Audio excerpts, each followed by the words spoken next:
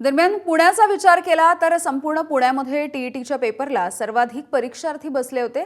या पेपर फुटीवरती आता या परीक्षार्थींनी नेमकं काय म्हटलंय आपण जाणून घेऊया। हे पेपर लीक होण्याची बाबत म्हणजे विद्यार्थ्यांचं पुरेपूर नुकसान होण्यासारखं आहे आणि आत्ता जे MPSCनं ऑनलाईन पद्धतीनं परीक्षा घेण्याची जी ठरवलेलं आहे त्या संदर्भात पण खूप साऱ्या गोष्टी चुकीच्या पद्धतीने होऊ शकतात, ज्यामधून विद्यार्थ्यांचं नुकसानच होणार आहे। ह्यांनी स्पर्धा लावली आहे पेपर फोडण्याची। त्यांनी नीटचा पेपर फोडला, टीईटीचा पेपर फोडला आहे। 2 वर्षापूर्वी सरळ सेवेच्या एक्झाम झाल्या होत्या, त्याच्यामध्ये सावळा गोंधळ केला ह्यांनी।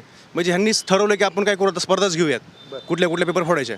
आमची काय मागणी होती मुलांची MPSCची की तुम्ही काय करा, जे सरळ सेवा ऑनलाईन झाल्यात त्या तुम्ही काय करा ऑफलाईन घ्या, बरोबर, किंवा ते MPSCकडे वर्ग करा। त्यांनी काय केलं, सगळे सरळ सेवा आता MPSCकडे वर्ग करण्याचे त्यांनी मान्य केलेले, पण त्यांनी काय केलं आता जी ऑफलाईन घ्यायला पाहिजे ती आता ऑनलाईन घेत आहेत। शेतकऱ्यांच्या तोंडाला पानं पुसायचं काम या सरकारनं केलेलंच आहे, तरी शेतकऱ्याच्या गळ्याला फास लावला ते लावला, शेतकऱ्याच्या मुलाला पण फास लावण्याचा प्रयत्न चालू आहे ह्याच्यामधून। त्यांनी आता एवढे विद्यार्थ्यांचे आंदोलन कसं चालले की तुम्ही हे ऑनलाईनचे पेपर फुटीचं जे आहे का ते तुम्ही MPSCकडे पारदर्शकता आणा, पण MPSCनं तेच करायचा प्रयत्न केला आहे, ही चुकीचं आहे कुठंतरी।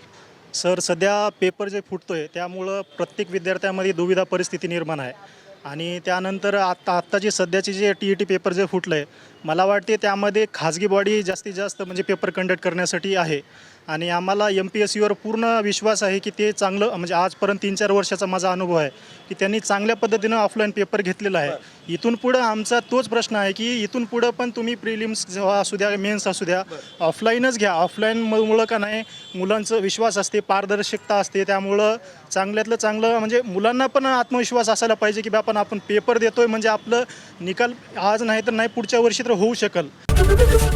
ABP माझा, उघडा डोळे बघा नीट।